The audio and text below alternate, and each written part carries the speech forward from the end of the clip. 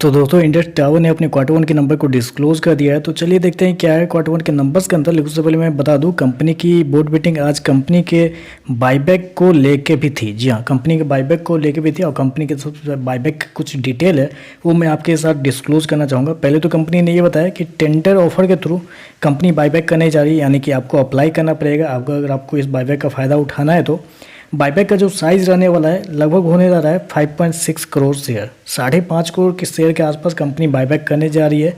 Buyback का जो price होने वाला है वो प्राइस कंपनी की तरफ से फिक्स किया गया है 465 रुपये प्रति शेयर के हिसाब से। तो याद रखिए 465 रुपये प्रति शेयर के हिसाब से कंपनी बाईबैक करने जा रही है। और बाईबैक का जो रिकॉर्ड डेट होने वाला है वो होने वाला है 9 अगस्त 2024। तो याद रखिए 9 अगस्त 2024 है कंपनी के बाईबैक का रिकॉर्ड डेट। तो सारा कुछ मैंने आपको बता दिया। अगर आप इस बाईबैक के लिए, अगर आपके पास कंपनी के शेयर है और इस बाईबैक में आप अप्लाई करना चाहते हैं तो 9 अगस्त तक आपके अकाउंट में शेयर रहने चाहिए, उसके बाद आप इस बाईबैक में अप्लाई कर सकते हैं।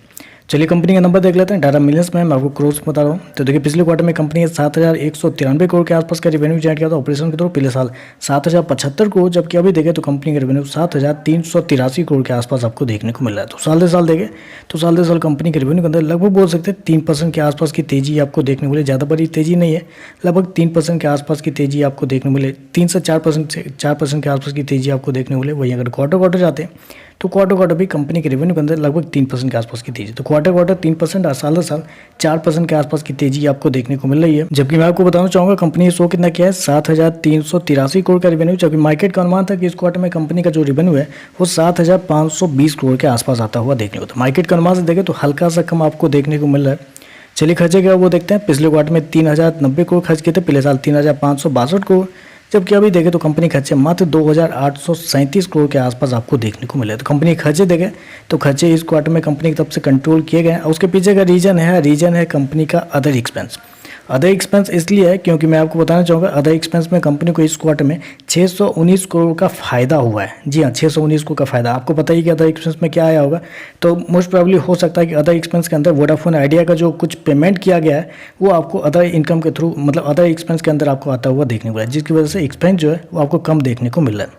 चलिए कंपनी का प्रॉफिट क्या है वो देखते हैं। पिछले क्वार्टर में 1853 करोड़ का प्रॉफिट था, पिछले साल 1347 करोड़। अभी देखें तो कंपनी का प्रॉफिट 1925 करोड़ के आसपास आपको देखने को मिल रहा है। तो साल दर साल देखें तो साल दर साल कंपनी के प्रॉफिट के अंदर एक अच्छी खासी तेजी आपको देखने को मिल रही है। लगभग बोल सकते हैं आप कि 42% के आसपास का जंप आपको देखने को मिला है साल दर साल। वहीं अगर क्वार्टर जाते हैं तो क्वार्टर भी कंपनी के प्रॉफिट के अंदर एक हल्की सी तेजी आपको देख लो। वहाँ पर देखें तो लगभग बोल सकते हैं 4 से 5% के आसपास की तेजी आपको देखने को। तो क्वार्टर साल दर साल कंपनी के प्रॉफिट के अंदर तेजी आपको देखने को मिल रही है। मैं आपको बता दूं कंपनी ने शो कितना किया 1,925 करोड़ के आसपास का प्रॉफिट, जबकि मार्केट का अनुमान था कि इस क्वार्टर में 1,570 करोड़ के आसपास कंपनी का जो प्रॉफिट है वो आपको आता हुआ देखने को मिलेगा। चलिए कंपनी के नेट ईपीएस क्या है वो देख लेते हैं। पिछले क्वार्टर में कंपनी का ईपीएस 6.88 के आसपास, पिछले साल 5 रुपये, अभी देखें तो 7.15 के आसपास आपको देखने को मिल रहा है। तो ओवरऑल अगर देखा जाए तो नंबर ठीक है, मतलब एवरेज टाइप के आप नंबर कर सकते हैं, इनलाइन नंबर आप कर सकते हैं। लेकिन बेसिकली आपको पता है कि शेयर बहुत अच्छे लेवल पर आपको ट्रेड करता हुआ देखने को मिला। ऊपर से कंपनी का बायबैक भी है जो 465 रुपये पे कंपनी ने फिक्स किया है। तो हो सकता है कि यहाँ से गिरावट का तो चांस बिल्कुल नहीं है, क्योंकि बायबैक जितना, मतलब उसके बीच में जितना गैप हो उतना रिटेल इन्वेस्टर के लिए फ़ायदेमंद होगा। तो ऐसे में शेयर ऊपर और नीचे बिल्कुल, मुझे लगता है कि बहुत कम चांसेस होंगे शेयर के लिए ऊपर जाना, ये शेयर के लिए नीचे गिरना, क्योंकि ये जो बायबैक आता है उसके बाद शेयर ऑलमोस्ट मतलब रुक जाता है। एक तरह से देखें तो अक्सर देखा जाता है कि शेयर रुक जाता है, जहाँ पे है वहीं पे 5% ऊपर या 5% नीचे में घूमते रहता है।